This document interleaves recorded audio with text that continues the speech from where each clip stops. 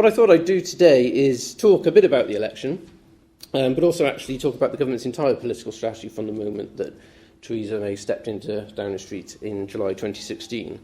And I guess that will inevitably lead to some reflection about what is, or perhaps more correctly, what isn't going on today. What I won't do is go into a huge amount of detail about the polling or research we conducted along the way, and that's partly because when I left Number 10, I didn't walk out with a huge pile of files and folders under my arm, at least not about the polling, but also because there's probably a number of people in this room who are better qualified to talk about that than I am, and I know you've had a number of panels on that already today. But what I will do is talk through the thinking the polling inspired and attempt to set out some of the choices that we as a team faced. I'll leave it to you to judge if we got those decisions right or wrong. I'm quite sure that there are some things that we did get wrong and that we could have done differently. But I also agree with my good friend and colleague Nick Timothy, who said earlier this week that in his view the political strategy of the government from July 2016 until the moment the election was called was right. And I also continue to believe that the decision to call that election was right too, despite the result. So let's start by looking back, and I want to go back further than those dreadful few weeks last year, and indeed further than the period immediately before that. I want to start during the time before my old boss even crossed the threshold of Number 10 for the first time. So it's July 2015. And much to its surprise, the Conservative Party has just won a majority in the general election, and it's clear that the promise it made to hold that in-out referendum on the question of Europe would have to be delivered. So back in those days, I was undergoing one of my frequent and, it would seem, rather futile attempts to leave politics. And having just stepped down from my role as Special Advisor to the Education Secretary, Nicky Morgan, I found myself with a bit of time on my hands, and I found myself sitting around a boardroom table not a million miles from here, offering some advice to the team that in those days represented the fledgling Remain campaign.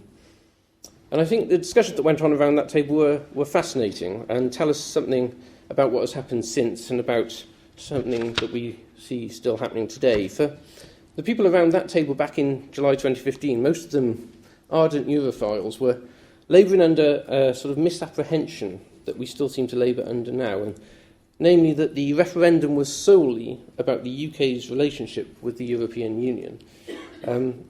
But that wasn't so, and understanding that seems to me to be rather important, because Europe was a proxy. The referendum was a melting pot into which people were able to throw every grievance they chose: concerns about immigration, weariness with austerity, anger at public service failure, nearly a decade of wage stagnation, insecurity and the threat from terrorism. And the common thread between them all was the belief that politics and politicians had ignored these concerns for far too long. And that's why the advice I offered back in July 2015 was to focus not on Europe but on these concerns. I said that unless the Remain campaign was seen to be listening to and empathising with the underlying factors that would drive people to vote, it would fail. And only once a connection between what was fundamentally the political establishment and ordinary people had been made, and these concerns had been understood, would the campaign be able to have a conversation with people about Europe, able to persuade them, however reluctantly, that we were better off in. In other words, they needed to engage with the emotional argument that lay behind it all. Now, as you will have seen, they didn't accept that advice and went in a different direction altogether. It's becoming something of a theme.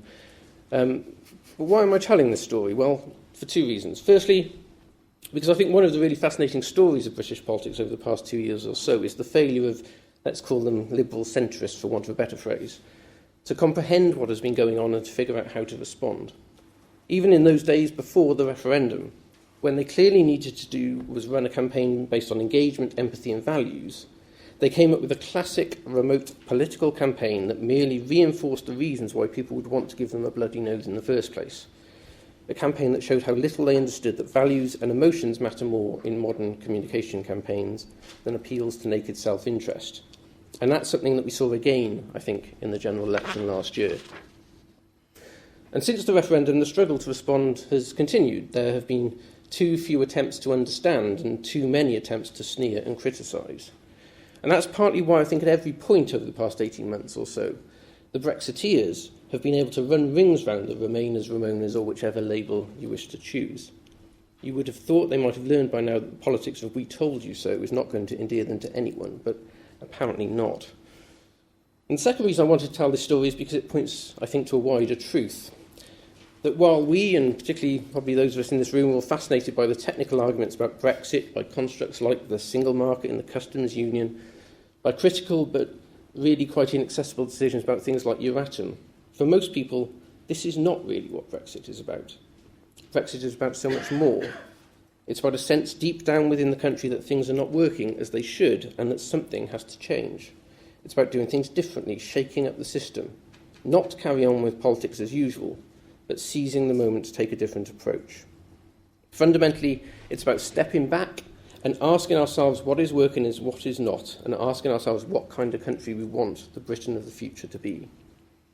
So that does mean looking at everything anew, the way we educate and train our children, the way our economy works or doesn't work for ordinary working people, the way we shape our communities and societies, the way we advance opportunity, the very way we conduct our politics and make the big decisions that matter to the country. Now that's what Brexit is about. It's what it's always been about. It's about using this unique opportunity, this great national moment, as the Prime Minister has called it, to bring change to Britain. So I make these points because I think they are central to understanding Theresa May's premiership, both what's gone right and what's gone wrong. Because from the outset, she understood these things very well in a way that I would argue many others didn't. It's why on her first day in office she spoke powerfully about working in the interests of ordinary working people and of tackling the burning injustices in our society, both because that's the right thing to do, but also because that sense of injustice felt by too many people and communities fuelled the drive towards Brexit, and getting to grips with those injustices is what Brexit is all about.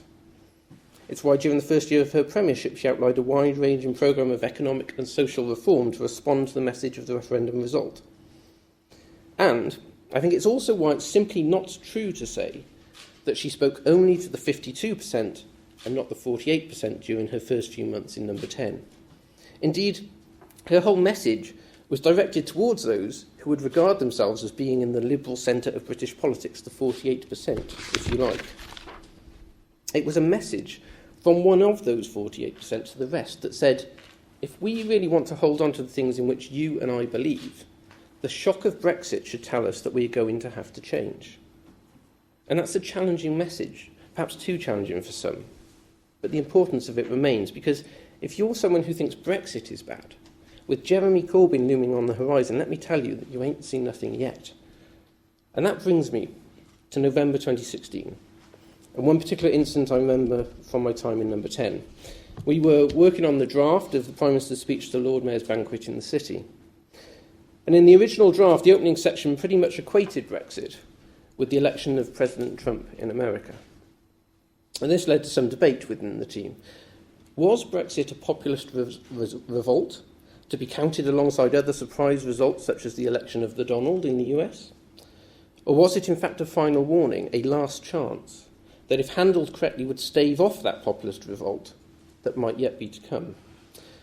And that's a really important question. The view of Theresa May's Number 10 is the latter, that Brexit is an opportunity to change the things that aren't working and shape a better way for Britain. And that the danger, if you don't seize that opportunity, is that our country will be overwhelmed by a surge of genuine, unpleasant populism with Jeremy Corbyn at its helm. So this was the insight that drove the government's political strategy during the Prime Minister's first year in Number 10. That, as the Prime Minister has put it so often, the referendum was not just a call to leave the European Union, but to change the way our country works and the people for whom it works forever. And the need to do so was urgent. And that was an insight and a strategy that was tested successfully pretty much every week by members of my team in focus groups and opinion polling throughout the second half of 2016. And it had the power and the ability to be a unifying proposition too. And it's a great regret that I think that didn't really quite come off, but it certainly had that ability. Because however people had voted in the referendum, the message that came back at each stage in those focus groups and in the research was clear. They said, please don't talk about Brexit as a process. The decision is made, it's time to move on. We want you to tell us what you are going to do with the opportunity of Brexit instead. And that then is what we sought to do. So throughout 2016, we worked on a new government narrative that framed this opportunity very clearly and sought to broaden the definition of Brexit to encompass the wide range of domestic reforms that the Prime Minister outlined at various points throughout that year. There would be a new push on school standards to spread opportunity to all parts of the country and ensure the school system was fair to everyone, not just to those who could afford to pay. Because that's what Brexit is about. A new industrial strategy would be introduced to tackle the long-standing weaknesses in the British economy, ensure prosperity was shared more equitably across the country, and help to power the high-paid, high-skilled jobs of the future. Again, that's what Brexit is about. There would be a new focus on skills training. Something that came up time and time again in research was skills training. It was one of the major issues. We set aside money to implement the Sainsbury reforms in full and give skills training genuine parity with academic education for the first time. And that was how we would train young people to seize the opportunities of Brexit and prepare them to do the jobs they would need to do in a post-Brexit world. Again, that's what Brexit was about to the people that we conducted the research among. And underpinning that agenda was a commitment to a single value, which was fairness. Time and again, our research showed us that the dominant concern people had was that life wasn't fair. There seemed to be one rule for some and another for everyone else. So fairness became the dominant value to which we worked at all times. It's why the Prime Minister set out plans to reform the economy and ensure big business was living up to its responsibilities and treating people fairly. Why the Taylor Review was launched, to ensure workers in the new gig economy were not disadvantaged but were treated fairly too. It's why the focus was put on things like mental health and the disparity in public service outcomes caused by someone's race. All things that sought to bring fairness where previously there was none. And driven by the research, all of this was placed in the context of the referendum. Because what the research told us was that while people didn't want us to talk about the process of Brexit, they did see everything through that prism.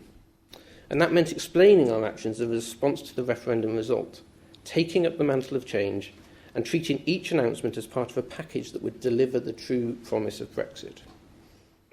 So this agenda, with its focus on the broadest possible interpretation of Brexit, on ordinary working people, or at times specifically the so-called just about managing, and critically on a vision for the kind of country we wanted Britain to be, was brought together in the Lancaster House speech a year ago this month, where we first talked quite deliberately about our plan for Britain rather than just a plan for Brexit, broadening it again.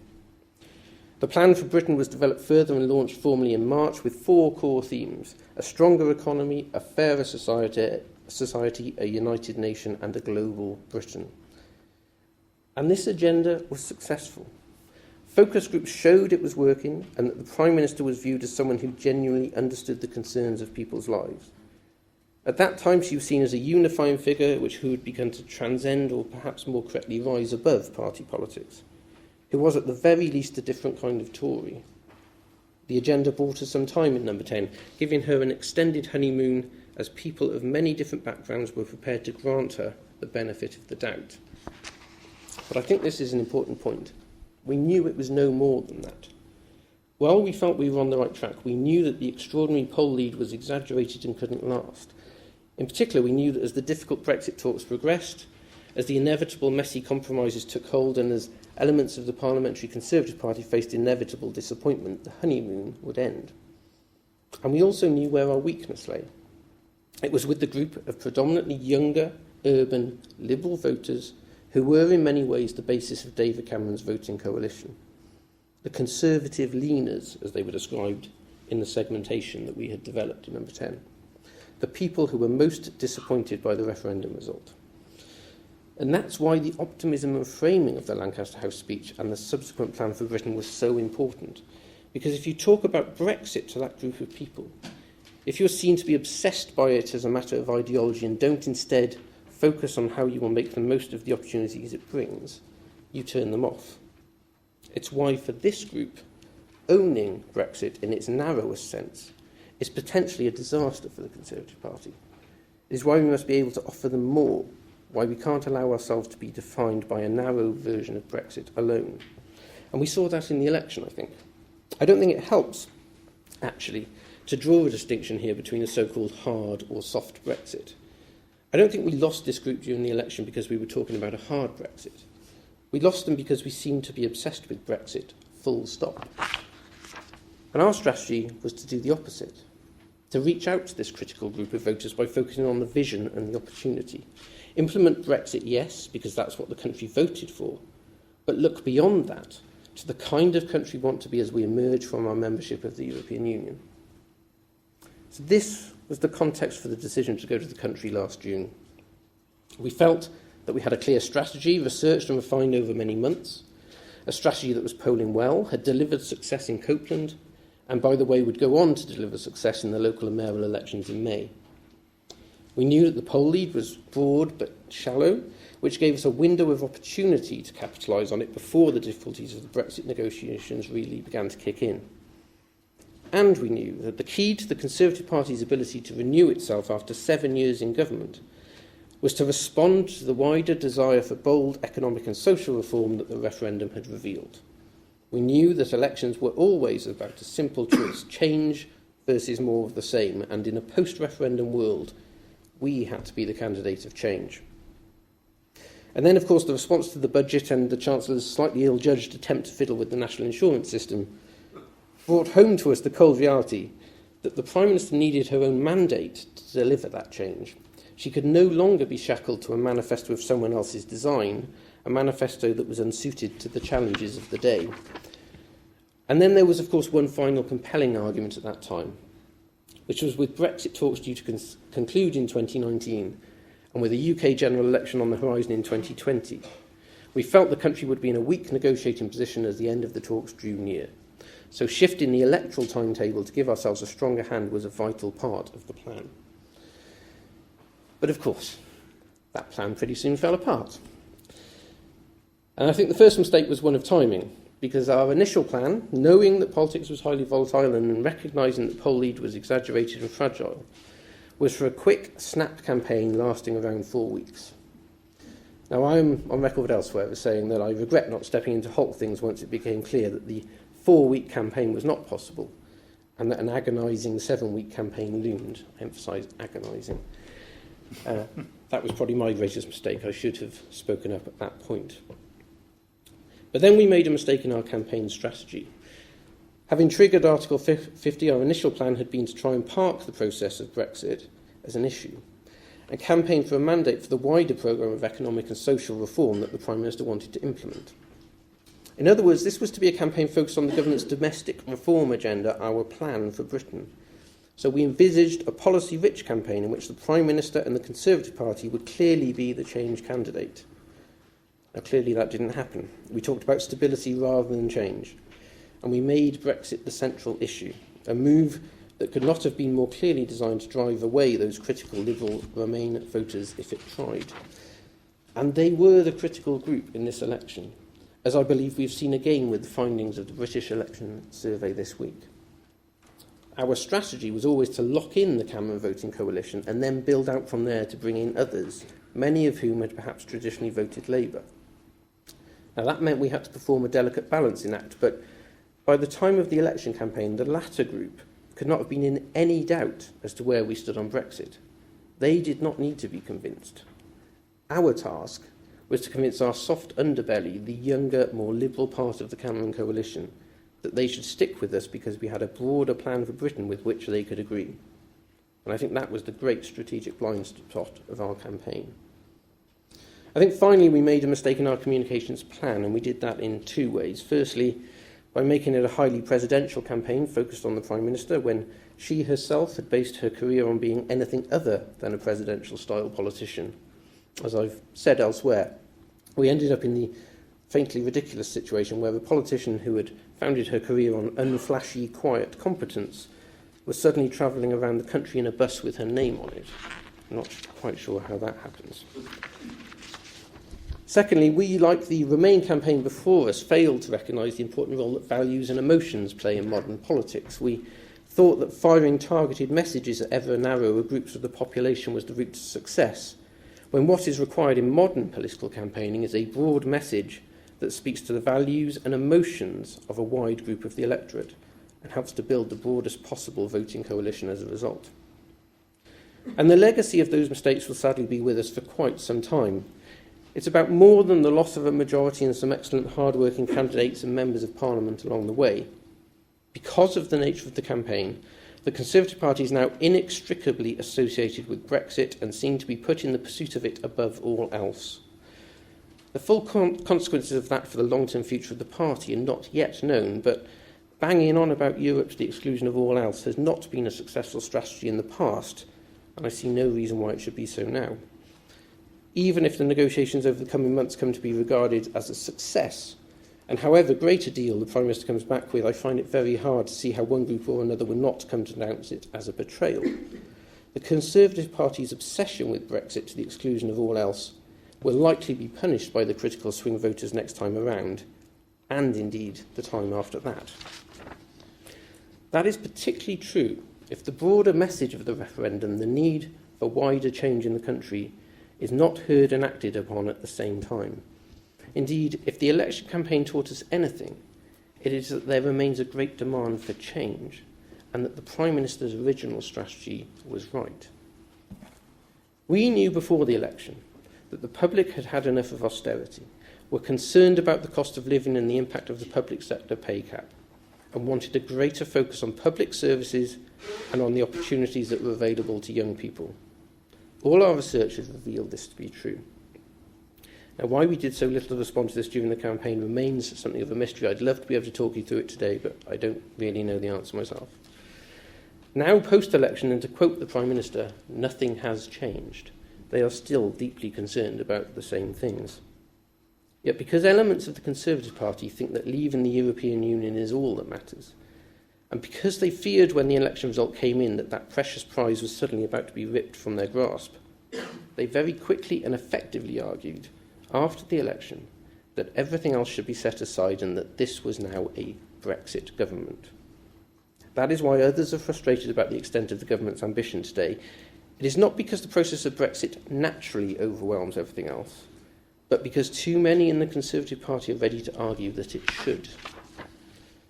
I would contend, however, that the Theresa May I know, the person who strode onto a stage in Bournemouth 15 years ago and challenged the Conservative Party to change, the chairman who took on the party machine and shook things up so that today the party looks more like the country it seeks to serve than it otherwise would have done, the Home Secretary who faced down the policing establishment and forced them to reform while tackling the injustice of stop and search, the Prime Minister who instantly and more than any other politician grasped the ramifications of the referendum result and set out a bold agenda of economic and social reform in response, is the very person we need to see leading the country today. Because we need that boldness that she has displayed so often throughout her career, and we need it now more than ever. That, surely, is the true lesson of the election. It's not that we need more Brexit, it's that we need more of everything else. More of the things the Prime Minister originally talked about. More about the changes we will make, the reforms we will put in place. More about the drive for greater fairness as we build a country that works for everyone and not just a privileged few. More about the country that we will be as we make our own way in the world outside the European Union. A stronger, fairer, global United Kingdom.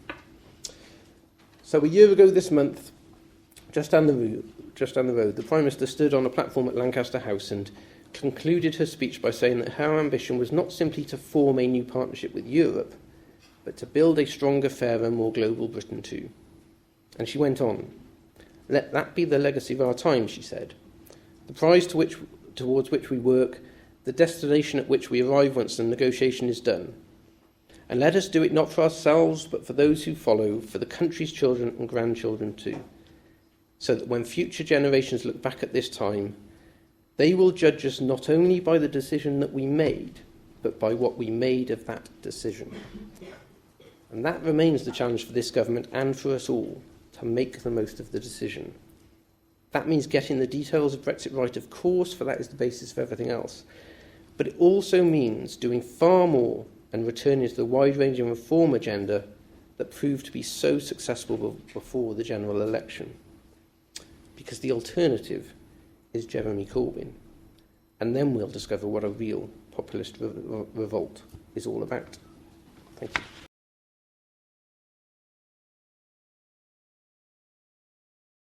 It's about dealing with the world as it is, not as we wish it to be, I suppose. You know, the referendum result was a referendum result. I think the Prime Minister, in my view, was right to make the judgment that that result was about a fundamental break. about taking back control, about making that fundamental break in terms of the single market and the customs union. So it's then about what you do in response. And one of the things that she would always talk about when we had the discussion around Brexit was not sort of accepting the sort of narrow parameters that people put around the debate. Mm-hmm. This is about making a fundamental break and shaping things differently and making our own decisions. And therefore, it's about building an economic policy that responds to that. So I suppose what I'm trying to say is she wouldn't sort of think, okay, well, here are the now parameters we've been given, how do we sort of navigate within that? Her view is, this is about shaping a bespoke deal that works for us and a bespoke relationship.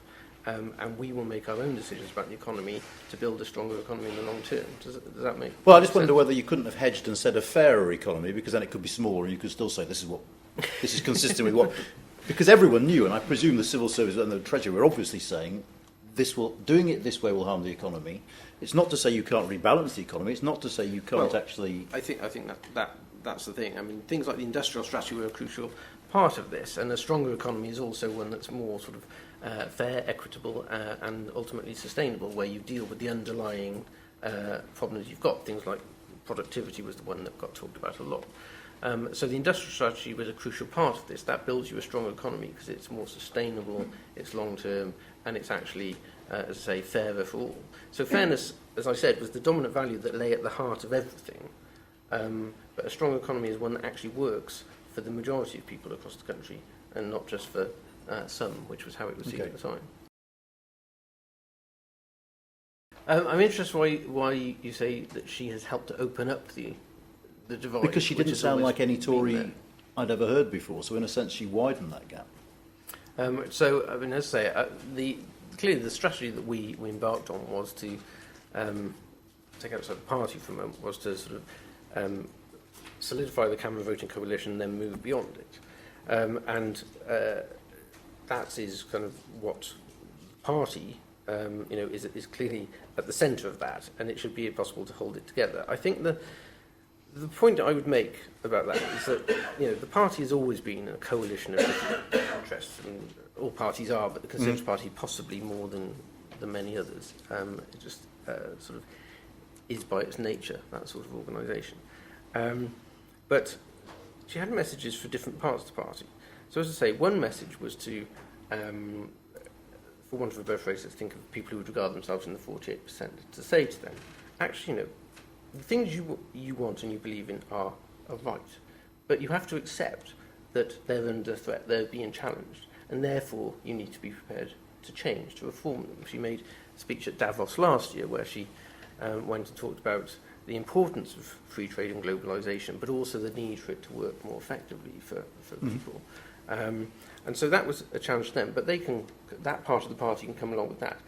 Obviously, there's a part of the party that's particularly obsessed by Brexit and should be very happy with what's going on. But I don't think she exacerbated the divide. I think she had a message for all parts of the party, but also beyond the party at the same time, and had the potential to grow it. And I think that was borne out by the research we saw before the election, was that was having some success, as I say. The problem now, of course, is that there is a very real divide in the party, and I think what you've seen since the election is rather too much of trying to keep everybody on side and trying to sort of calculate the political odds all the time and things like that. At some point a decision has to be made, and some people are going to be disappointed. But, as I say, if you look at the broader picture, there is more, it's a cliche, but there is much more that unites us and divides us, and actually if you frame it in that broader term, there should be no reason why people can't get on board with it. The process of Brexit clearly was central and was consuming an awful lot of time. I actually, just by the way, I don't accept the argument that people make that the civil service is so overwhelmed doing Brexit that it can't do other things. I mean, the civil service is, and I have to say, and it took a bit of a battering yesterday, but the civil service is a fantastic organisation full of incredibly smart people, and they do brilliant work. And I simply don't accept the argument that it's so consumed that it can't do those other things. I think people like to argue with that because it serves their agenda, but I'm not sure it's true. However, to your general point, what she was trying to do was outline a strategy which was not even for, it wasn't a short-term strategy, it wasn't even necessarily for sort of one parliament, it was a direction of travel, it was a kind of, this is what the referendum result meant, in my view, this is what we need to do about it.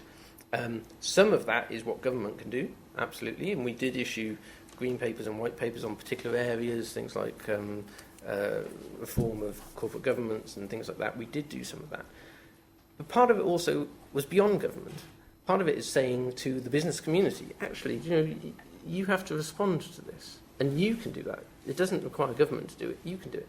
And it was a message to different elements of the country about how we would all respond to what was a surprising and shocking result. It required all of us to reflect on how we'd got to this point and think about what we were going to do differently.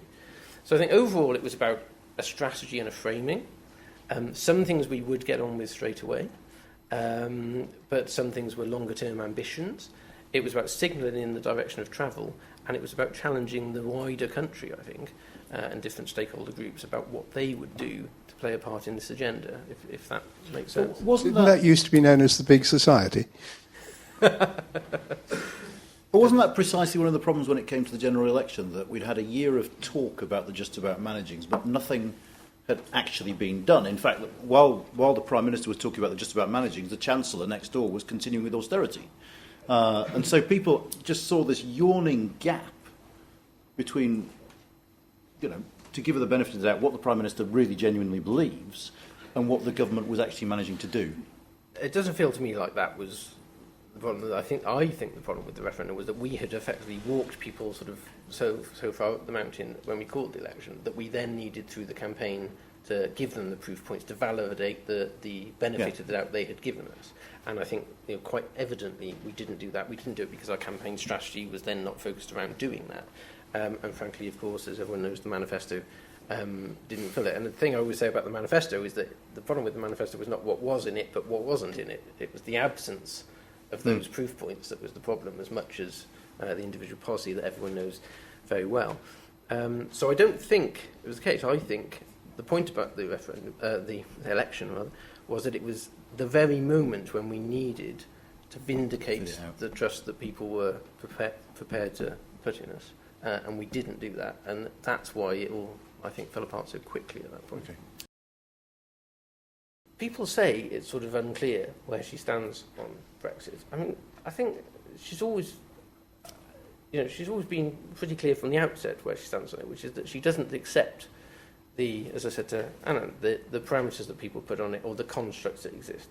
She would never accept the sort of definition of hard or soft Brexit. This is about what works for the country. We are leaving the European Union and then negotiating the right relationship that we will have with them. And I think the points that she laid out a year ago this month in Lancaster House were incredibly clear. And I think at the point at which that speech was given, that all the feedback we had from people on both sides, actually, from whether people have voted Leave or Remain, the feedback we had to the Lancaster House speech was, thank goodness, that's really clear, we get where you're going, and even if we don't necessarily agree with it, there is clarity around that.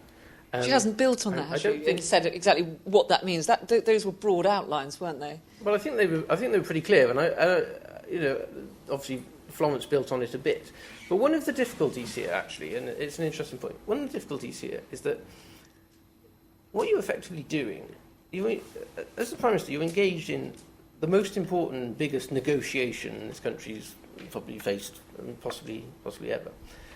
And a negotiation is a really difficult thing where you can't sort of make everything public, and sometimes you have to say things which is a negotiating strategy, and the moment you do that it gets shot down by your own side, and you think, well, we said that because it's part of the negotiation strategy.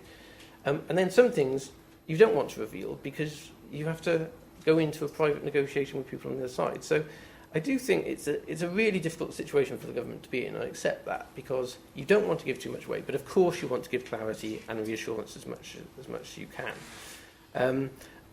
I do accept now, I think we are at a point where there needs to be sort of the next element of that, as it were, the next chapter, a bit more clarity around where we are heading. And I think we will get there, and I think the process is there now. The Cabinet's meeting on it shortly to discuss it, so I think that will happen. I do think that is quite urgent, but I don't necessarily accept the view that there should have been a huge amount more information before now, because we're in a negotiation. and it's difficult. Can I just And prod you can't sort of metaphorically give everything away. on this? I mean, one of the things the Prime Minister said in Lancaster House, alongside Single Market and Customs Union that we're leaving, is we're going to have frictionless trade. That's just pure, unadulterated cake and eat it, isn't it? The tenor of the question, I thought, maybe I misunderstand, is given the collision of that vision with reality in the form of Michel Barnier, which side is she going to go? Because there needs to be a choice.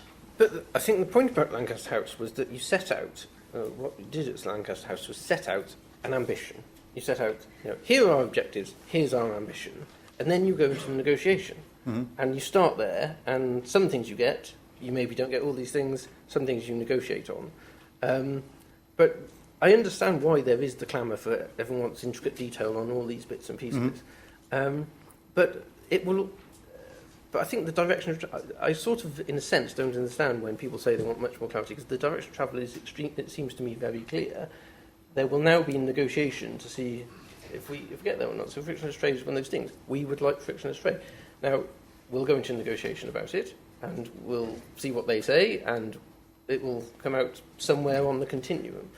But it's almost, it seems to me almost a unique sort of area of public policy, where you are engaged in a massive negotiation, and I completely understand that people want as much detail as possible, and it's right that they should be given that, but at times you have to say, that's where we're heading, now we'll have negotiation, and we'll see sort of how we do. There was obviously a discussion fairly early on about what the timing should be around Article 50, and there certainly was a discussion with elements of DEXU in sort of the latter half of 2016 about it being clearly one of the most critical things that we had in our hand. It's actually the timing of when to do that was really important. And quite some discussion about how long it could be left. But brutally, I think frankly, there was also a political reality about how long it could be held back for. And ultimately, I think March of last year was, it was felt to be the sort of latest it could be, particularly with, at that time, a UK general election plan for 2020. I mean, to answer your question directly, I mean, brutally, these things ultimately are, part art, part science, and part sort of political judgment as well. March last year was the latest we felt it could be held. Was there pressure from the EU as well because of the European Parliament elections? Yes, absolutely. Yeah, indeed. I mean, exactly. So, sorry, yes, I mean, absolutely. Politics here, but also politics in Europe. That was really important. And of course, they were clear. And actually, I should say this, that we certainly tried to get sort of more agreement with our European partners ahead of doing that. And there were some particular issues we were negotiating around. I remember conversations around the status of EU citizens being a particularly prominent thing that the Prime Minister wanted to try and clarify. Now, the European 27 were incredibly united in saying, no negotiation until notification. And they were intransigent about that, and rightly so. I don't criticise them for that. That's absolutely their prerogative to be. But there were conversations. We did try to get more agreement ahead of doing it, but that was their point of view. And I'm not sure there was much more that could have been achieved before we actually sent them a letter at the end of March. It's interesting, at the start of the process, and particularly around the Lancaster House drafting process, you sort of sit down and think about the people on the other side of the table and the different dynamics and things like that. And I look back now and think, well, actually, the sort of judgments we made in January last year really actually haven't been borne out, quite surprisingly. At that point, we thought it was quite possible that we would have President Fillon in France, and a very strong Angela Merkel in Germany. And actually, President Macron's election was a real sort of moment in this process to think about how that was going to influence the dynamic. So I think probably the things that we started thinking haven't necessarily been borne out, but I think more generally, you have to say that the EU27 have been incredibly disciplined, and I think credit to them for that. There were all sorts of conversations. There were some very cordial and we felt productive conversations with the Germans in particular before notification. But ultimately, they didn't get us anywhere because it still came down to that point. No negotiation before notification. And the unity of purpose that they've displayed throughout this process has been possibly slightly surprising, but also to their credit, I think. And I think in terms of the direct negotiation, I think the good relations between the negotiation team and Michel Barnier and his team, I think that's been quite a productive process. I think you saw that in where we got to in December. And that was ultimately quite a fruitful process. But overall, I think the reality of thinking, maybe we started with thinking actually there were different ways of leaning on this person and that person, etc., etc. That unity of purpose that they've displayed has, I think, been a bit of an eye-opener, very impressive, and credit to them for that. Is there a structural problem here? Because that's two prime ministers in a row who think they've got something from the Germans that they never had.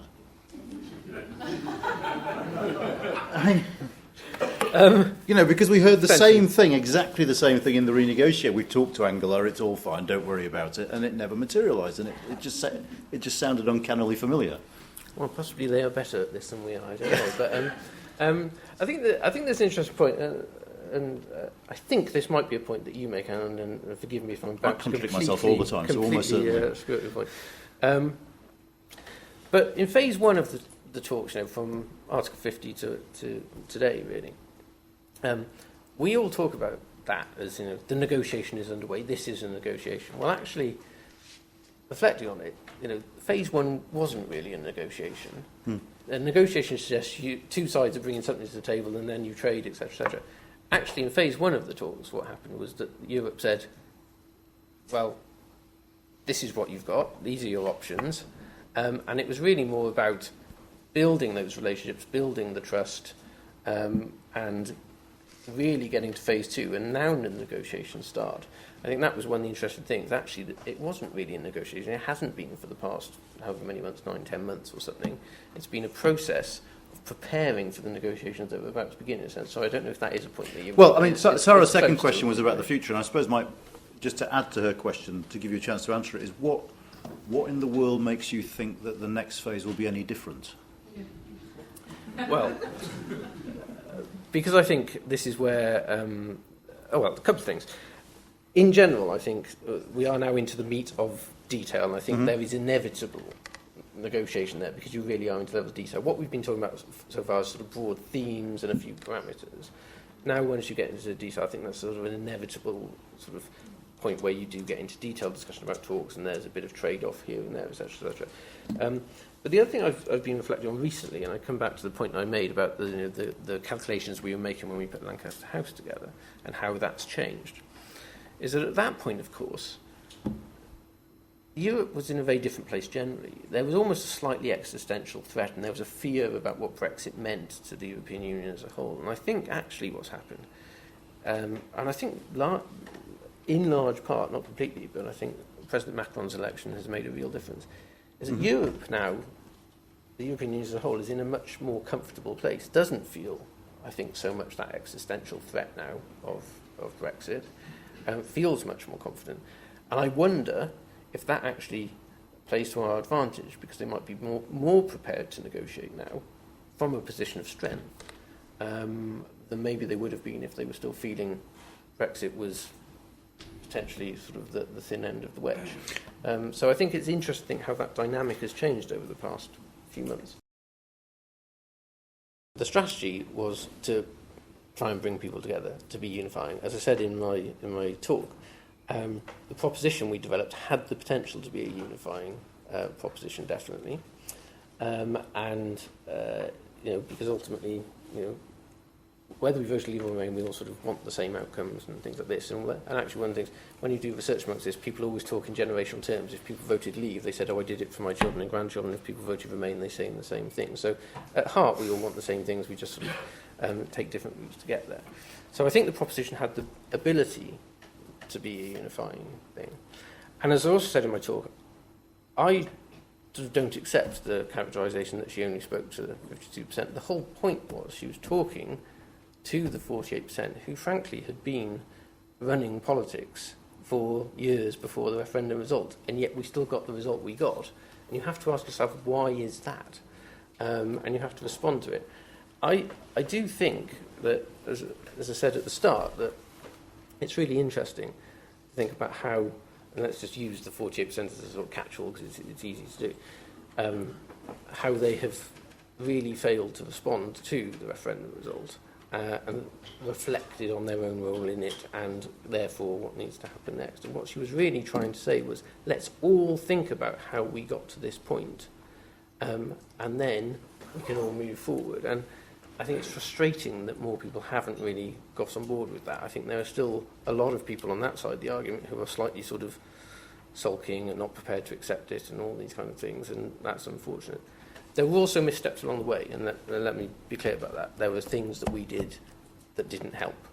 And, famously and slightly bizarrely, in my view, the Citizens of Nowhere line was one of those things, which, bizarrely, because we were all amazed that it became a thing because it was never meant to mean what it came to mean. But nonetheless, it spoke to a certain section of people who read into it something that in a very emotional time they didn't like. So there were things like that I think probably we could have done differently and we could have helped with. But I do think fundamentally it was a unifying proposition. If you look at the address, her New Year message last year, it was all about, now is the time for us all to come together. However we voted, we all want the same things, let's come together. And there was a lot of that rhetoric, and I think it has been overlooked.